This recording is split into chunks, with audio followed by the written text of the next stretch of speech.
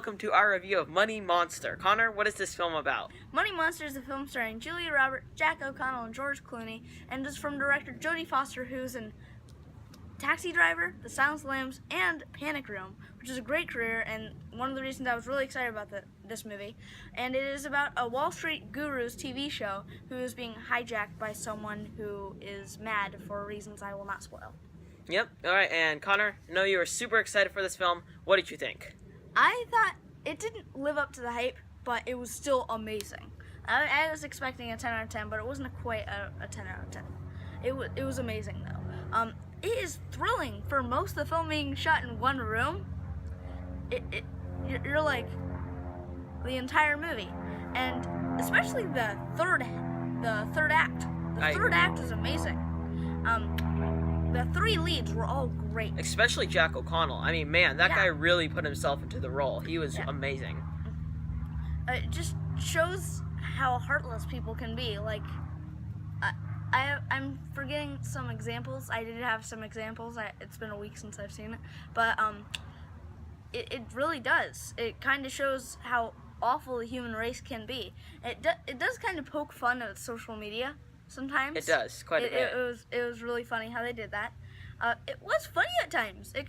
What was great about this film is it can transition from being really funny to being really thrilling to being really sad, back to being really funny, and yeah. See, that's where I completely disagree with you. I thought it worked well with the drama and the thrill aspect of it. When it got to comedy, I thought it completely broke the tone. There's one joke that happens like in the middle of a really intense scene where they're looking for a guy, and there's a joke and it just completely breaks the movie. I don't think it did. You didn't? I thought it absolutely broke the movie to the point it took me like 10 minutes to get back into it. And there's a scene where they're like walking outside and it's super intense, and then there's these people dancing, and it really just took me out of the film. That's my main issue with the film, is that it really had a hard time with its tone. Cause I also felt like the beginning was also sort of awkward to the point that it didn't really know how to start until the third act, and it was kind of all over the place. Yeah, I did not think that. Because honestly, without the third act, which was amazing, if the rest of the film was like the third act, this would probably be in my top 3 of the year. But I really felt like it had a hard time with tone and a hard time getting its feet straight on the ground. But when it did, well, it never really did with tone, but when it got its feet straight on the ground of what it's going to be, it was amazing. Yeah. I do think that this film was great. I mentioned earlier, Jack O'Connell, perfect, amazing. Jack O'Connell is an instant like Catch Me If You Can, where he's and Leonardo DiCaprio in Catch Me If You Can, he's a bad guy. You're kind of rooting for him. You kind of see his point. But with him, you're kind of rooting that he.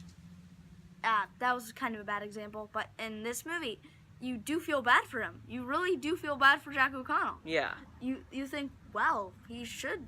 Yeah. Yeah, he should get redemption. Yeah. Yeah.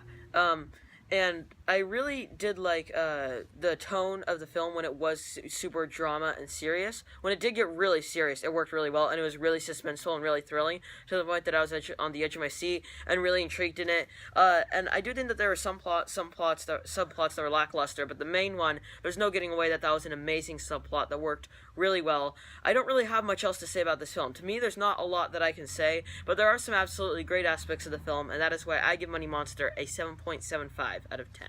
I will give Money Monster a 9.4. 9.4 out of 10. All right. You were wrong in your prediction. I thought it would be a 9.5. I think he changed it just because. No. Okay, and then the one film that we are comparing this movie to is The Big Short. The Big Short. Connor, what do you think of The Big Short? I think The Big Short is an excellent movie. All the performances are amazing. Yeah. In this movie, it's really dramatic, but also really comedic. It's kind of like Money Monster in the way that it can be really dramatic and really funny. Like, it really works well. What do you think about this movie? I love The Big Short. I love this movie. I wouldn't have argued if it won Best Picture at the Oscars, because I loved this movie. Yeah. The main performances, they were all. I thought Brad Pitt was good in any other film, I think he would have been great, but I thought he was good here. But Steve Carell, who I didn't realize could do drama so well, Christian Bale and Ryan Gosling, they were all amazing in this film. Like Especially Ryan Gosling, Steve Carell. yeah, and Ryan Gosling just sort of explaining what's going on. He's like, okay, this is what's happening, and that really could have felt like, do you seriously need to spoon feed this to us? But this was such a matter that was really complex about how it all went down, that the way that he explained it to us was comedic, and it really worked well. And I also like how this film really could have alienated the main characters doing awful, well, not the main characters, but alienated the film because of just how awful and terrible it was, and people were losing their lives and all this stuff. Yeah, it had some sort of like witty tone to it that really, kept it from becoming some super serious and dark and depressive film. And let me also say another thing. Ryan Gosling's character really could have just been the straight up, just super, just explaining guy and super cocky guy. But he had an emotional side to him in a few scenes in the film, which I really liked. The standout to me was Christian Bale. I thought he was absolutely amazing. Steve Carell was a standout. You thought he was? Yeah. He was also great. Yeah, I'd say my favorite part about the movie is, spoilers kind of ahead. It's been out for a little while. You can pause the review and rent it at Redbox. But the ending, it's a real event. So they betted that they would earn the money, but they were betting against themselves, and they got a ton of money, but they betted against something that was horrible.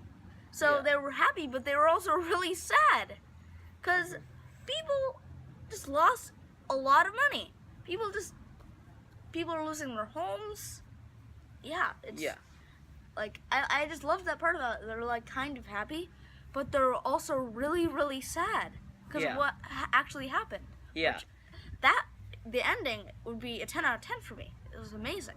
Yeah, and the characters did feel real in this film. They didn't feel like movie characters. Mm-hmm. Yeah, I definitely agree with that. And also, this film is also really entertaining, which is surprising. I thought it would be just really well made, but it's also really entertaining. I love The Big Short. I really want to own it, and that is why I saw it twice in theaters, and that is why I give The Big Short a 9 out of 10. I give The Big Short a 9.8 out of 10. 9.8 out of 10. All right, and that concludes our review. I am Robert Burke. And I'm Connor Gilbert. And this has been The Clever Critics. Goodbye.